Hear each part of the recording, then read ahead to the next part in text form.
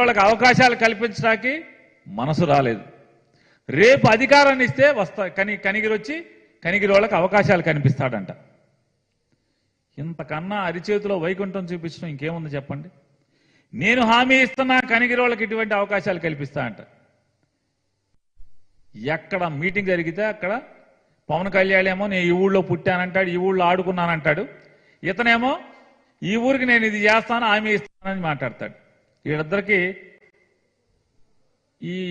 ఈ పిచ్చి మాటలు చెప్పేటువంటి అవలక్షణం ఉంది రాజకీయ నాయకులు ఇద్దరికి. ఈ రాష్ట్రంలో అభివృద్ధి లేదని చెప్పి మాట్లాడతాడు ఆయన. ఇవాళ జరిగేటువంటి ఈ రాష్ట్రంలో అభివృద్ధి నీ 14 ఏళ్ల పాలనలో అసలు పంచాయతీ బిల్డింగ్ ఉందా? గ్రామీణ ప్రాంతాల్లో గ్రామాల్లో ఒక్క కార్యాలయం ఏదన్నా ఉందా?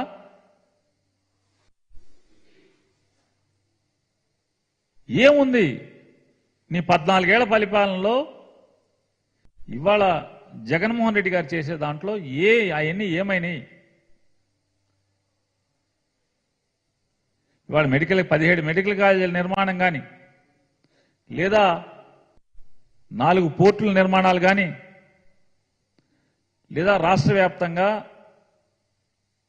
వందల సంఖ్యలో రైతు భరోసా కేంద్రాల నిర్మాణం కానీ, లేదా సచివాలయ భవంతుల నిర్మాణం, అంటే పంచాయతీ ఆఫీసులు దాంట్లో ఉండేట్టుగా సచివాలయ భవంతుల నిర్మాణం కానీ, గ్రామీణ ప్రాంతాల్లో గ్రామాల్లో ఇంటర్నల్ రోడ్ల నిర్మాణం కానీ, ఇలాంటి అనేక పాఠశాలల నిర్మాణాలు కానీ, ఇదేం అభివృద్ధి కాదా? ఈ 5 సంవత్సరాల్లో ఎన్ని ప్రైవేటు పరిశ్రమలు వచ్చినాయి? ఎన్ని లక్షల కోట్ల రూపాయలు ప్రైవేటు పరిశ్రమల ఏర్పాటుతో ఈ రాష్ట్రానికి తరలి వచ్చినాయి? ఇవాళ ఆయన చెప్తాడు, ఆదాయాన్ని పెంచి ఏ ప్రభుత్వం అయితే వ్యక్తుల యొక్క ప్రజల యొక్క ఆదాయాన్ని పెంచి వారి ఖర్చులు తగ్గిస్తే అదే సుపరిపాలన అంట. చంద్రబాబు నాయుడు గారు అసలు ఈ 14 ఏళ్లలో ఎవరి ఆదాయం ఏం పెంచాడు?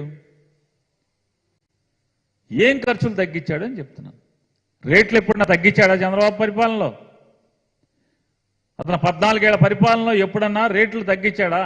అప్పుడు దాకా తను ప్రమాణ స్వీకారం చేసే రోజుకున్నటువంటి ఏ వస్తువు రేట్ అయినా, కరెంటు ఛార్జీలు తీసుకుందాం, ఏదైనా ఆర్టీసీ బస్సులు తీసుకుందాం, దేని రేట్ అయినా తగ్గించాడా?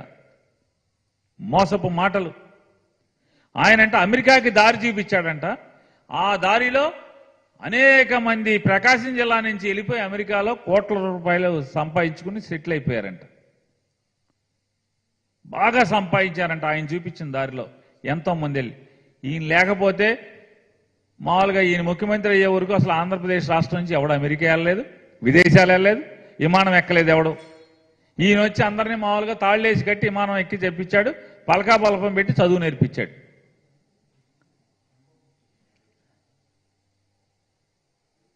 ఒకప్పుడంట ఈ రాష్ట్రంలో ఉద్యోగాలు విపరీతంగా ఇచ్చే రాష్ట్రం ఏదంటే ఆంధ్రప్రదేశ్ అంటే తన్నుండగా చూపించేవాళ్ళంట. ఇంటికి ఒక ఉద్యోగం ఇస్తా అని చెప్పి చంద్రబాబు నాయుడు చెప్పి మేనిఫెస్టోలో చంద్రబాబు నాయుడు పవన్ కళ్యాణ్ కలిసి 2014లో ఇంటికి ఒక ఉద్యోగం ఇస్తా ఉన్నారు. 1,60,00,000 పైచిలుకు కుటుంబాలు ఉన్నటువంటి ఈ రాష్ట్రంలో 1,60,00,000 పైచిలుకున్న కుటుంబాల్లో ఎన్ని కోట్ల కుటుంబాలకంటే 1 కోటి ఇచ్చారా, 1,50,00,000 ఇచ్చారా, 1,60,00,000 ఇచ్చారా, 10 లక్షలు ఇచ్చారా? ఎవరికి ఇచ్చారు ఉద్యోగాలు? అసలు ప్రభుత్వ ఉద్యోగాలు ఏం తీసుకున్నారు? ఇవాళ జగన్మోహన్ రెడ్డి గారు వచ్చిన తర్వాత అది సచివాలయం ఉద్యోగం ఉద్యోగం కాదా? రాష్ట్ర ప్రభుత్వ ఉద్యోగమే కదా. బేసిక్ ఎంత ఉంది? మీ రాష్ట్ర ప్రభుత్వంలో ఉన్నటువంటి మిగతా కార్యాలయాల్లో బేసిక్ ఎంత ఉంటుందో దాదాపు అంతే ఉంటుంది కదా.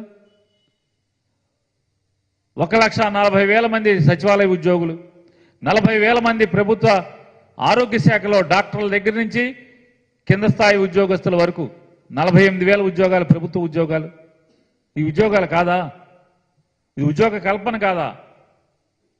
2 లక్షల పైచీలకు 2 లక్షల సుమారుగా 2 లక్షల ఉద్యోగాల్ని రాష్ట్ర ప్రభుత్వంలో నిరుద్యోగ యువతకి నింపటం, లేదా ప్రైవేటు పరిశ్రమల స్థాపన ద్వారా ఉద్యోగ అవకాశాలు కల్పించడం